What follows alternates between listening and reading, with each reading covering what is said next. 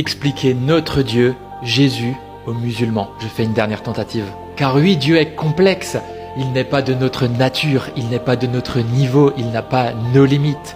Ses pensées ne sont pas nos pensées. C'est évident que lorsqu'un homme invente un Dieu pour créer une religion, ce Dieu-là va être très facile à expliquer.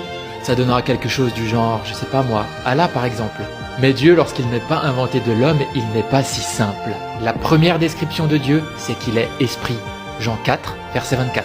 La deuxième chose, c'est que Dieu crée toute chose par sa parole. Car Dieu dit et la chose arrive, il ordonne et elle existe. Psaume 33, verset 9. Sa parole est toute puissante et elle fait partie intégrante de qui il est. Jean 1, verset 1 nous dit que la parole de Dieu est avec Dieu et que la parole est Dieu. Vous imaginez bien que c'est logique que lorsque Dieu dit quelque chose, cette parole-là, elle est avec lui et elle fait partie de lui. Jean 1, verset 3 nous dit même que toute chose a été créée par sa parole et rien, absolument rien de ce qui a été fait n'a été fait sans elle.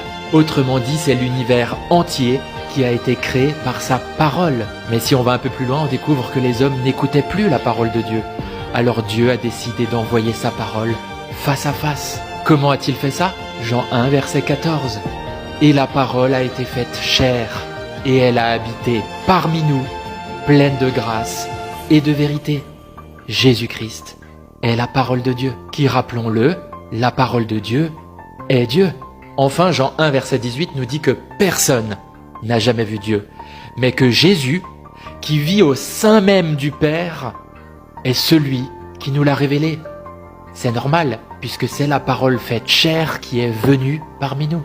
Mais alors ne me dites plus, si Jésus est Dieu et le Père est Dieu, alors ils sont plusieurs. Non, non, non, non, non, non, non, mon petit. Vous pouvez quand même bien imaginer que la parole de Dieu n'est pas quelqu'un d'autre que Dieu lui-même. Toi, quand tu parles, tu dis pas « Ah, ma parole, c'est quelqu'un d'autre, c'est pas moi ». Si, ta parole, elle fait partie de toi, elle est toi.